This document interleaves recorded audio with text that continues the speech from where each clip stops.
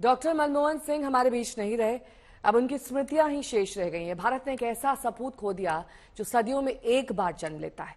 Doctor Manmohan Singh को आज देश सिर्फ बतौर पूर्व प्रधानमंत्री नहीं याद कर रहा है, देशवासियों के सामने पिछले 4 से 5 दशक की वो पूरी कहानी रील की तरह घूम रही है, जिसमें डॉक्टर मनमोहन सिंह का काम, राष्ट्र के लिए उनका योगदान, उनका सरल, सहज और कर्मठ व्यक्तित्व सबको याद आ रहा है।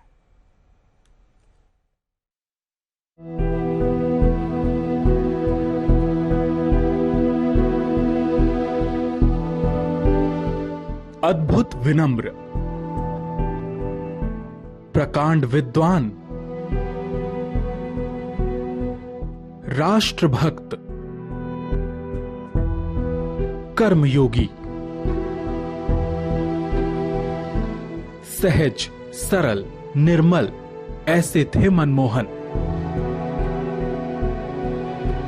हिंदुस्तान की 3 पीढ़ियों के जहन में डॉक्टर मनमोहन सिंह के 3 अक्स हैं। आम हिंदुस्तानी से उनका परिचय नोटों पर दस्तखत की शक्ल में हुआ था, जब हर हिंदुस्तानी की जेब में पड़े करेंसी नोट पर उनके दस्तखत हुआ करते थे।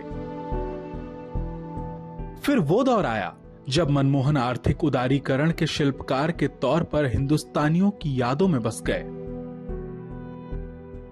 और फिर एक दौर वो भी आया जब मुल्क की सबसे बड़ी कुर्सी पर रहते हुए सूचना के अधिकार से लेकर रोजगार के अधिकार तक और डीबीटी से आधार तक जैसे देश की तस्वीर और देशवासियों की तकदीर बदलने वाले फैसले उनकी दस्तखतों से हुए। रिजर्व बैंक के गवर्नर से भारत के वित्त मंत्री तक और वित्त मंत्री से प्रधानमंत्री तक इन्हीं 3 तस्वीरों से जुड़ी मनमोहन सिंह की यादें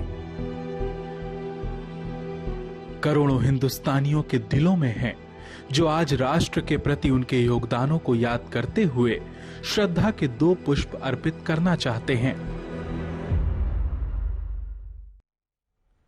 तो डॉक्टर मनमोहन सिंह आज अगर देशवासियों की यादों में बसते हैं तो उसकी एक बड़ी वजह उनकी शख्सियत है। सहज, सरल, विनम्र वो थे ये, लेकिन उनकी शख्सियत का सबसे मजबूत पहलू था उनकी कर्मठता।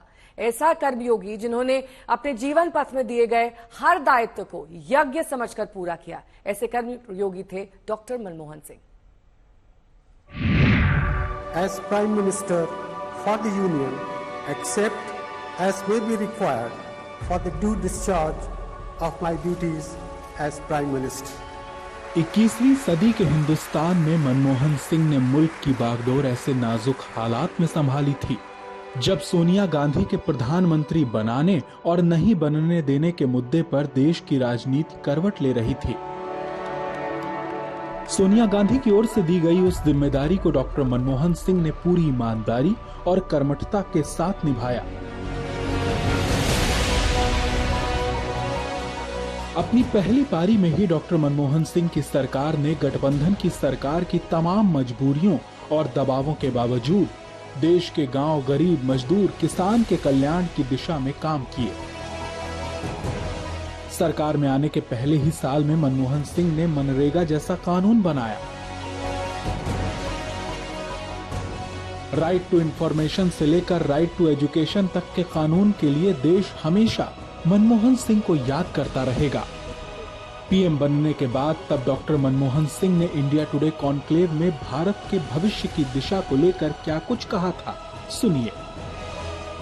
This conclave facilitates a dialogue between civil society and representatives of government and between Indian and foreign scholars, thinkers, academics and leaders.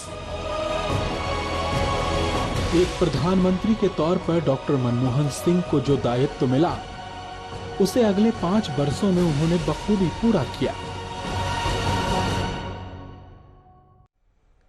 तो मनमोहन सिंह के पहले कार्यकाल में देशवासियों के हित के जितने काम हुए वो शायद तब तक इतने कम वक्त में कभी नहीं हुए थे।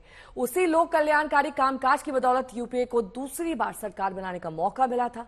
हालांकि मनमोहन सिंह अपने दूसरे कार्यकाल में तमाम राजनीतिक अवरोधों, गतिरोधों और भ्रष्टाचार के आरोपों से जूझते रहे, लेकिन ईमानदारी और निष्ठा से अपना कर्तव्य पूरा करने की उनकी भरसक कोशिश रहती थी।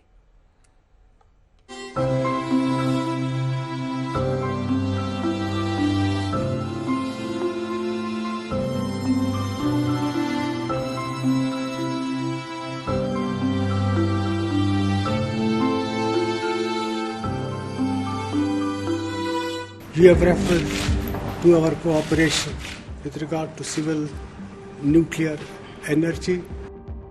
शख्सियत में जितने सहज, सरल और नम्र थे, मन से उतने ही मजबूत थे मनमोहन सिंह।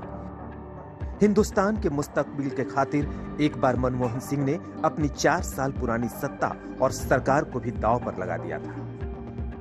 वो दौर देश ने देखा जब अमेरिका से 2005 में की गई परमाणु डील को पूरा करने के लिए मनमोहन सिंह ने 2008 में अपनी सरकार गंवाने तक का जोखिम ले लिया था, मगर अपने प्रण से डिगे नहीं। हालांकि वक्त के साथ उनकी सोच पर सियासत की मजबूरियां लादी जाती रही और फिर दूसरी बार पीएम बनने पर मजबूत मनमोहन थोड़े मजबूर हो चुके थे। तू इधर उधर की ना बात कर, ये बता कि काफिला क्यों लूटा। मैं कितनी दीद के काबिल नहीं हूँ मैं, तू मेरा शौक तो देख, मेरा इंतजार देख। ये वो दौर था जब मनमोहन सिंह दूसरी बार प्रधानमंत्री बने थे और देश की राजनीति में घोटालों और भ्रष्टाचारों के कंधे पर सवार होकर सियासत फुफकार रही थी। संसद का कोई भी सत्र घोटालों और भ्रष्टाचारों के विरोध में हंगामे के बिना नहीं गुजरा करता था। गठबंधन की मजबूरियों और सरकार की जरूरतों के बीच संतुलन बनाते हुए मनमोहन सिंह ने कभी लक्ष्मण रेखा का उल्लंघन नहीं किया। हजारों जवाबों से अच्छी है मेरी खामोशी, न जाने कितने सवालों को आबरू रखी। और मनमोहन सिंह से देशवासियों का सबसे करीबी परिचय उनके प्रधानमंत्री रहते हुए हुआ। हालांकि सियासत में मनमोहन सिंह की एंट्री उससे 3 दशक पहले हो चुकी थी। पहली बार मनमोहन सिंह 1991 में केंद्रीय कैबिनेट का हिस्सा बने, तब वो नरसिम्हा राव सरकार में वित्त मंत्री थे।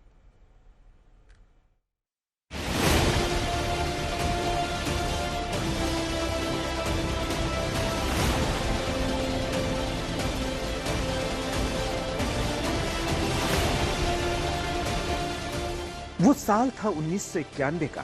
विरासत की सियासत थक चुकी थी। कांग्रेस में नेतृत्व के प्रयोग का दौर शुरू हुआ था। मुल्क की सबसे बड़ी कुर्सी पर पीवी नरसिम्हा राव मौजूद थे। देश की आर्थिक हालत चरमरा रही थी और तब डॉक्टर मनमोहन सिंह को उस खजाने को संभालने की जिम्मेदारी दी गई थी जो खाली हो चुका। अपने वित्त मंत्री बनने की कहानी खुद मनमोहन सिंह ने एक साक्षात्कार के दौरान बताई थी। उन्होंने कहा था, जिस दिन नरसिम्हा राव अपने मंत्रिमंडल का गठन कर रहे थे, उन्होंने अपने प्रधान सचिव को मेरे पास ये कहते हुए भेजा, प्रधानमंत्री चाहते हैं कि आप वित्त मंत्री बने। मैंने इसे गंभीरता से नहीं लिया। अगली सुबह वो फिर पहुंचे, बल्कि वो काफी नाराज थे और कहा कि मैं तैयार होकर शपथ ग्रहण के लिए राष्ट्रपति भवन जाऊं।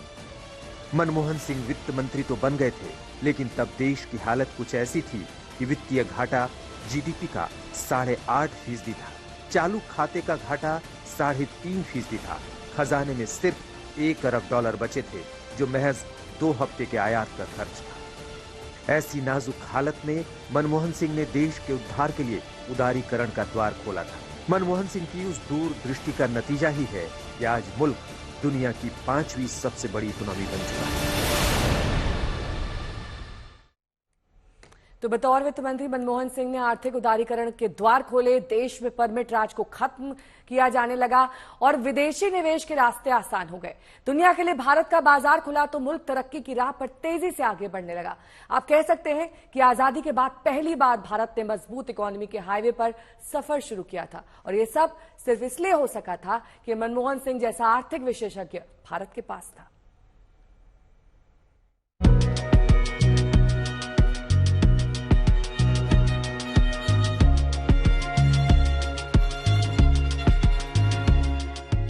आज के दमकते भारत, हाईवे, मेट्रो, मॉल्स, बढ़ते शहर, बढ़ता इंफ्रास्ट्रक्चर, इस सब के पीछे जिस शिल्पकार की सोच थी वो थे डॉक्टर मनमोहन सिंह। वो दौर 70 के दशक का था जब पहली बार ललित नारायण मिश्र ने मनमोहन सिंह को बतौर सलाहकार नियुक्त किया था। विदेश व्यापार विभाग के सलाहकार के पद पर रहते हुए मनमोहन सिंह और एलन मिश्र के बीच मतभेद हुए और तब इंदिरा गांधी ने उन्हें वित्त मंत्रालय का मुख्य आर्थिक सलाहकार बना दिया था। 1972 में मनमोहन सिंह वित्त मंत्रालय के मुख्य आर्थिक सलाहकार बने। 1976 में वित्त मंत्रालय के सचिव बनाए गए। 1980 में योजना आयोग के सदस्य बने। 1982 में रिजर्व बैंक के गवर्नर बनाए गए। 1985 में योजना आयोग के उपाध्यक्ष बने। 1990 में पीएम चंद्रशेखर के आर्थिक सलाहकार बने।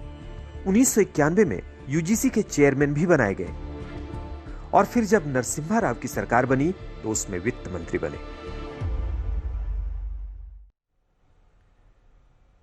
तो भारत का यह अनमोल रत्न यूं ही भीड़ में कहीं खो जाता अगर इकोनॉमिक्स के master degree holder Lalit Narayan Mishra की नजर मनमोहन सिंह पर नहीं पड़ती।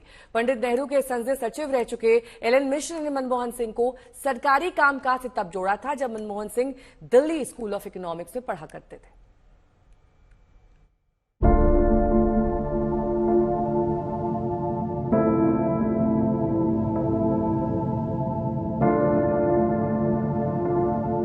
पढ़ाई लिखाई के शौकीन और अर्थशास्त्र के माहिर मनमोहन सिंह कैम्ब्रिज से अपनी डॉक्टरेट पूरी करके 1957 में भारत लौट चुके थे। तब पंजाब यूनिवर्सिटी में उन्होंने अर्थशास्त्र पढ़ाना शुरू किया। पहले लेक्चरर और फिर रीडर और फिर प्रोफेसर। 1965 तक मनमोहन सिंह पंजाब यूनिवर्सिटी में ही पढ़ते पढ़ाते रहे। 1966 में मनमोहन सिंह फिर विदेश गए और तब UN conference on trade and development यानी UNCTAD के लिए 3 साल तक काम किया। 1969 में मनमोहन सिंह एक बार फिर भारत लौट आए थे और तब दिल्ली स्कूल ऑफ इकोनॉमिक्स के इंटरनेशनल ट्रेड के प्रोफेसर बन गए। दिल्ली में पढ़ाते हुए ही इनके बारे में जानकारी पंडित नेहरू सरकार तक पहुंची और फिर इन्हें आर्थिक विशेषज्ञ के तौर पर बहाल किया गया। दरअसल डॉक्टर मनमोहन सिंह अपने वक्त के ऐसे आर्थिक विशेषज्ञ थे जिन्होंने कैम्ब्रिज जैसी यूनिवर्सिटी से विशेषज्ञता की बड़ी से बड़ी डिग्री हासिल की थी। पंजाब यूनिवर्सिटी से अर्थशास्त्र में 1952 में बैचलर्स और 1954 में मास्टर्स डिग्री हासिल करने के बाद मनमोहन सिंह ने कैम्ब्रिज यूनिवर्सिटी से 1957 में फर्स्ट क्लास ऑनर्स डिग्री हासिल की और फिर 1962 में ऑक्सफोर्ड से ही इकोनॉमिक्स में DPhil भी किया।